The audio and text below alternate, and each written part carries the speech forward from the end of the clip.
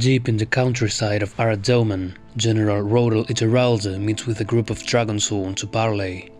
He convinces them to join him in his expedition into Tarbon to expel the Shonchon. In northern Amadisha, Iemon Valda, the Lord Commander of the Children of the Light, summons the High Inquisitor, Radam Asunawa, to a meeting with the Council of the Anointed, the highest-ranking officers of the Order.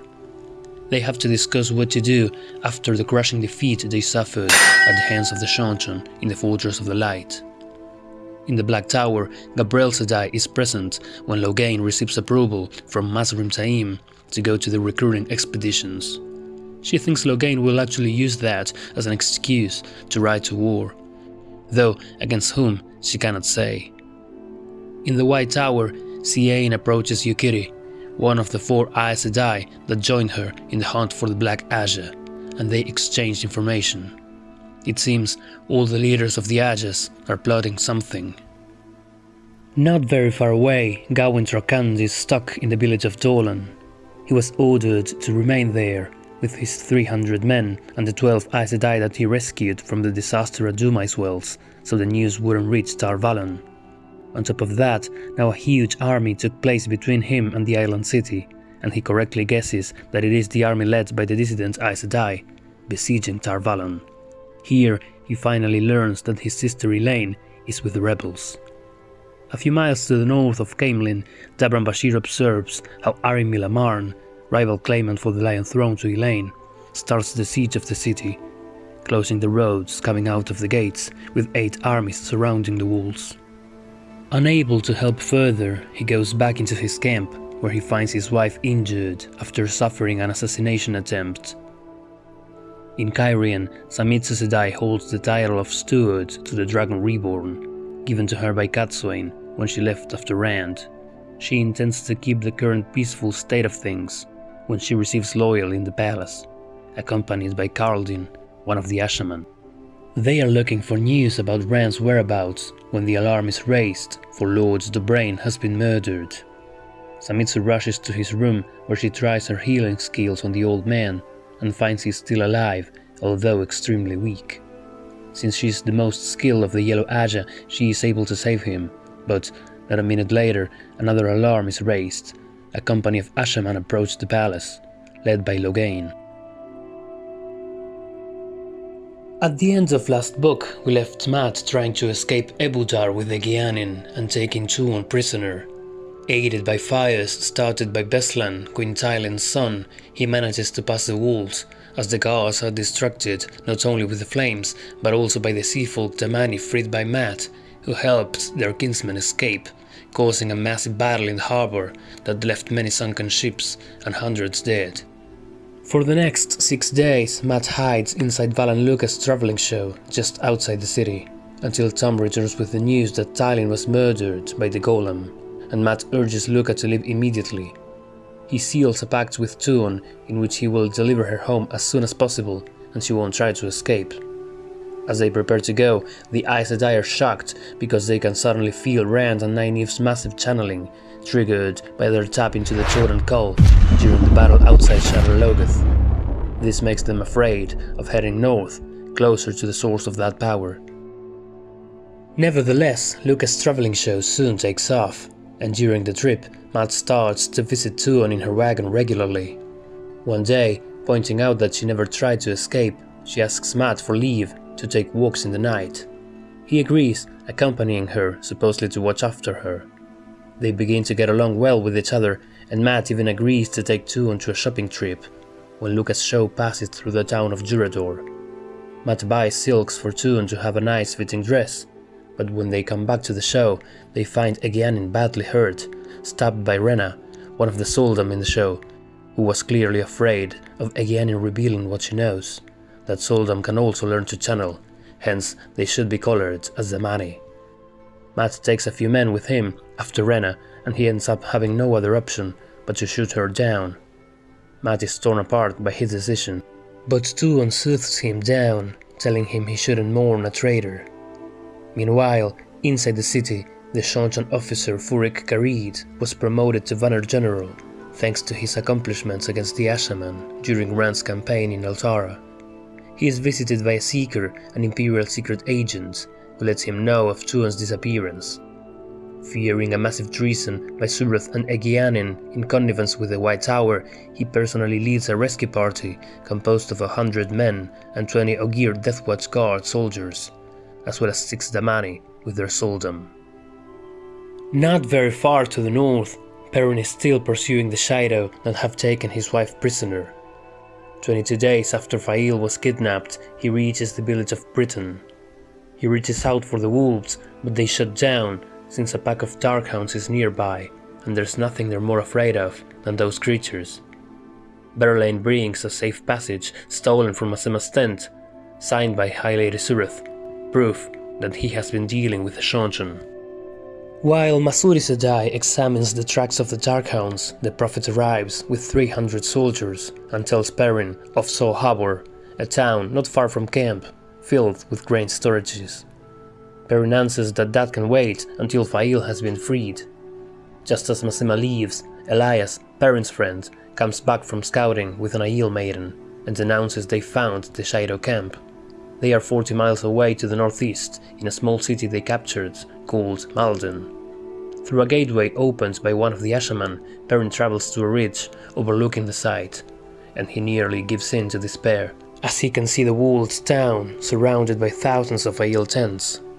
There are nearly 70,000 Shadow in the place, 10,000 of which are warriors, with more than 400 wise ones. As he watches, Perrin is suddenly overwhelmed by a whirlpool of colors, caused by Rand and Nynaeve's channeling at Shadar Logoth.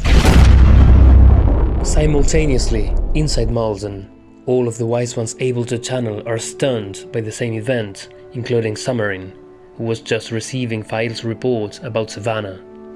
Fail ponders on her fragile situation. She knows Savannah is gonna find out sooner or later that she's spying on her, so she focuses on how to escape before Perrin arrives, for she knows her husband is heavily outnumbered by the Shadow. She meets Roland, the very same Aielman that took her captive in the first place. He wants to get intimate with her, and while she doesn't, she befriends him, for she severely needs an ally inside the camp, especially after Savannah learns of Fail's plan to escape and punishes her, tying her up naked all night in the snow.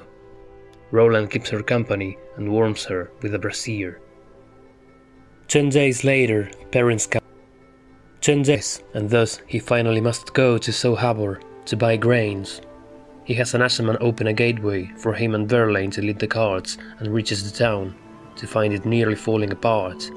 The people are huddling inside the walls, dirty and afraid of everything, since they seem to see ghosts everywhere. Perrin manages to buy grains, but at a very low price, since all the sacks are filled with weevils. After cleaning the supplies as much as they can, he and his men come back to camp, to find 5 Shadow prisoners the maidens brought. Perrin is frightened of doing what he must to interrogate them, but he finally finds strength and chops off the hands of one of the Aielmen, threatening the rest with maiming them until they confess whether they have seen Fail. After that, aghast with what he just did, he walks away into the forest and hurls away his axe, leaving it sticking out of a tree trunk.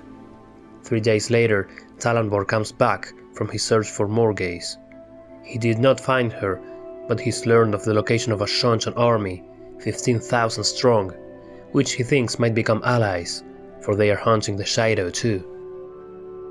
Concurrently, Elaine has been traveling through Andor's western fiefs, recruiting men for the defense of Caemlyn. So far she's gotten 200 men, either too old or too young, but it doesn't matter, since her real intention is to let herself be seen caring for the country, so it would be easier to rally support for her at the last battle once she gets the throne. Just when she's about to go back to the palace, she feels the massive channeling coming from Shadar Logoth, and suddenly knows it is Rand's doing. But Avienda, who felt it too, convinces her not to go help Rand, since they do not know what they are facing, and coming so suddenly might hinder Rand's plans. So she opens a gateway and comes back to Caemlyn, where Elaine has to soothe the Aes Sedai in the palace, all of whom are shocked by the huge beacon of Saidar they can feel. Next, she takes a fancy for a hot bath, but Saida, the leader of the Sea Folk in Caemlyn, interrupts her. She's in a hurry, for Nesta Din Ries was killed by the Seanchan. She was the mistress of the ships, title akin to a queen for the Atha Anmir.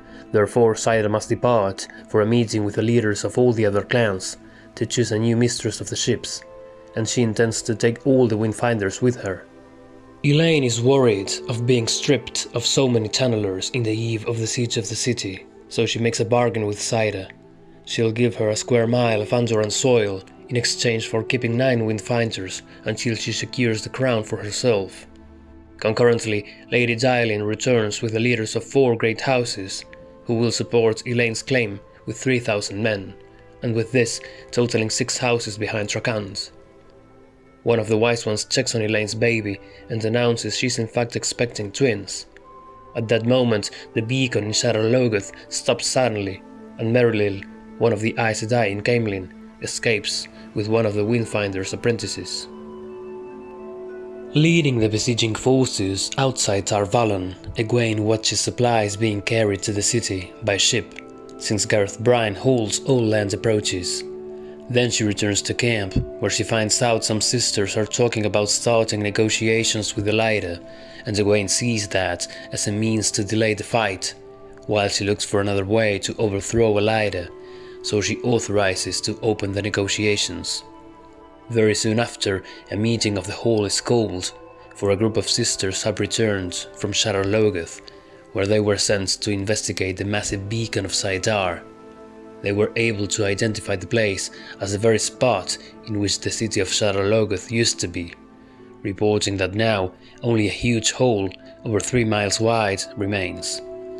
They weren't able, though, to tell what exactly happened there, and, having found residue of Saidin alongside Saidar, they believe the Forsaken are behind it. This frightens the Aes Sedai no end, since they see themselves defenseless against that scale of channeling. That being the case, one of the sisters proposes, albeit reluctantly, that the Aes Sedai must forge an alliance with the Ashaman, letting the men link with them to be able to withstand an attack by the Forsaken.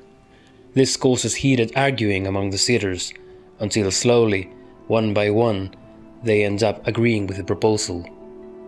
That night, Egwene is troubled by dreams of the Seanchan launching a massive attack on Tar Valon, which may well become true since Egwene's dreams reflect possible future events. That adds frustration to her, for the other sisters do not believe she is truly a dreamer and dismiss her warnings about the Seanchan. But she has no time to ponder over that, for early the next morning, Nisao, a yellow sister, informs her that an Aes Sedai, one of Egwene's advisors, was found dead, almost certainly killed with Saidin. So Nisao is given the task of finding the murderer, which the reader knows is very probably Arangar. Needless to say, the investigation yields no results, and on top of that, another Blue Sister is found dead soon after, which makes the Aes Sedai start having doubts about an alliance with the Black Tower. However, Egwene has another task as priority. At night, she secretly sneaks out of camp and embarks on a rowboat that takes her to the massive chain blocking the entrance to North Harbor. She begins transforming it from steel to Quendiar when suddenly an attack strikes at her boat, shoving her into the cold water. She realizes she has been betrayed and, before passing out, she wonders who might have been. Meanwhile, inside Tar Valon, Olvirin returns to the White Tower after a month away and finds Elaida having a meeting with the Hall of the Tower, which are also demanding to open negotiations with the rebel Aes Sedai. After they end their meeting, Elaida addresses Olvirin to let her know that she has lost her position as Keeper of the Chronicles, and that an investigation is in course to denounce her as a traitor. Terrified, she rushes to her rooms, where she summons Messana, who, disappointed with Olvirin, decides to kill her on the spot. When Shaidar Haran comes, the lieutenant to the Dark One himself, and prevents this from happening.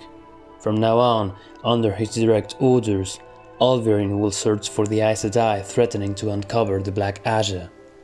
At the same time, Tarna Fear, the new keeper chosen by Elaida, comes to the conclusion that all Red Sisters will have to bond as many Ashaman as they can as warders to control them, since there are so many of them now that it is no longer possible to gentle them all. After the Battle of Shadar-Logoth, Rand was taken by Cadsuane to a minor lord's manor in the Tyrant countryside to rest. Here he receives Loyal, who updates him on the status of the Ogier. Loyal had been traveling from steading to steading, warning them that Shadowspawn were using the waste to travel, so most of them agreed to watch the waygates closely. Immediately after, Logain presents himself before Rand, accompanied by Dabran Bashir. Logain warns Rand that Taim has been ushering orders in his name and advises him to take back control over the Black Tower. Nevertheless, Rand decides to make the Seanchan a priority, since he cannot fight them and the Dark One both. Thus, he sends Logain, Bashir and Loyal as an embassy to the Seanchan, looking for a truce until the last battle is over. A short time later, Bashir returns with news. They want Rand to personally meet the Daughter of the Nine Moons. But we know she's missing, kidnapped by Matt, so what do the Seanchan really want? To find out, stay with me, for I plan to review Knife of Dreams, the next book, soon. So if you like my content, please like and subscribe, and I'll see you in the next video.